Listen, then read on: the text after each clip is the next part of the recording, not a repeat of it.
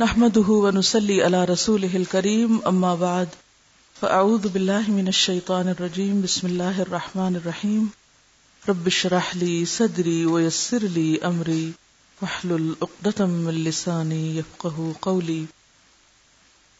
ترتیب دعوت، ترتیب کا کیا معنی ہے؟ Step by step. دعوت کی بنیاد نبوت سے پڑی۔ آغاز کب ہوا؟ جس دن سے آپ نبی بنے۔ آغاز گھر سے کیا۔ سب سے پہلے اپنے اہل بیت کو دعوت حق پہنچائی، پھر قوم کو، پھر عربوں کو جن میں کوئی نبی مبعوث نہ ہوا تھا، پھر قیامت تک ان تمام قوموں کے لیے اسے چھوڑ گئے جن کے کانوں تک وہ پہنچے۔ تو کیا پتا چلا کہ ایک کے بعد ایک قدم آگے بڑھے، لیکن کیا اگلے قدم پر جانے سے پہلے اس بات کا انتظار کرتے رہے کہ پہلے اس سٹیپ پر سب کچھ درست ہو جائے پھر آگے بڑھا جائے گا؟ نہیں، پیغام پہنچاتے گئے اور آگے بڑھتے گئے۔ اور بعض اوقات کیا ہوا کہ اپنی قوم اور اپنے شہر کے لوگوں سے بڑھ کر دوسرے لوگوں نے زیادہ بہتر طور پر اس پیغام کو لیا۔ ابتدا میں 3 سال تک خفیہ دعوت دیتے رہے، لو پروفائل میں، آہستہ آہستہ 1-to-1 بیس پر۔ جب آیت فَاصْدَعْ بِمَا تُؤْمَرْ وَأَعْرِضْ عَنِ الْمُشْرِكِينَ، ترجمہ پروردگار کے حکم کا اعلان کرو اور مشرکوں کی پرواہ نہ کرو، نازل ہوئی تو علل اعلان حق کی طرف پکارنے لگے۔ ایسا کیوں تھا کہ کبھی ایک طرح اور کبھی دوسری طرح؟ کیوں؟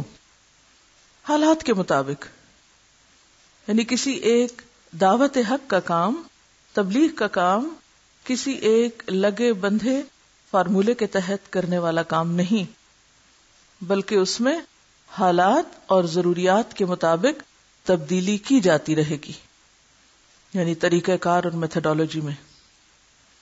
نتیجہ یہ ہوا کہ کفار کی عداوت بڑھی، عداوت دشمنی، اور آپ پر اور مسلمانوں پر مصائب کی بارش شروع ہو گئی۔ یعنی جس طرح بارش کے قطرے ایک کے اوپر ایک پڑ رہا ہوتا ہے بغیر کسی وقفے کے، اسی طرح مصیبتیں، تکلیفیں، پریشانیاں، اذیتیں بارش کی طرح برسنے لگی، یہاں تک کہ ہجرت کی اجازت دی گئی۔ کافی۔ آپ بھی کیسے پڑھیں؟ سٹیپ بائی سٹیپ، قطرہ قطرہ۔ میں آپ کو صرف طریقہ سکھا رہی ہوں مطالعے کا کہ ساری زندگی سیرت کے ساتھ ان ٹچ رہنے کا عہد کر لیں کہ آپ صلی اللہ علیہ وسلم کے اسوہ حسنہ کے بغیر تو میں ایک دن بھی نہیں چل سکتی۔ اس سے آپ کی ذات سے ایک انس اور ایک تعلق جب ڈیولپ ہوگا تو سمجھ بھی آنے لگے، ایک انڈرسٹینڈنگ ڈیولپ ہوگی نا، پھر آپ کے لیے سنت پر عمل کرنا آسان بھی ہوگا، اور پھر وہ فہم اور جو فرقان کا لیول ہے وہ بھی آنے لگے گا۔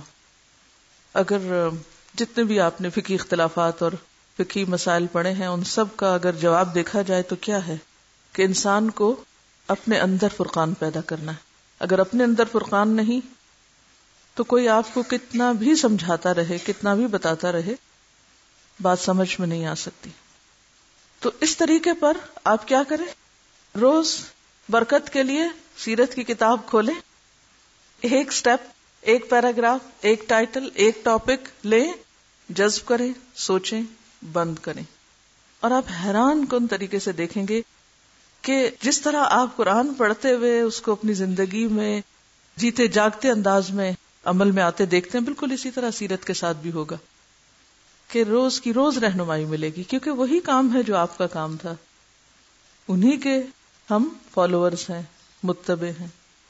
پھر آپ دیکھیے کہ جب آپ مختلف کتابیں پڑھتے چلے جائیں گے تو آپ کو یہ بھی پتہ چلنے لگے گا کہ کون سی بات کس کتاب میں شذوذ کے درجے میں ہے، یعنی عجیب ہے، اجنبی سی لگتی ہے، آپ صلی اللہ علیہ وسلم کی سیرت یا آپ کے مزاج یا آپ کی شخصیت سے میچ نہیں کرتی، تو وہ خود بخود فرقان بھی پیدا ہوگا۔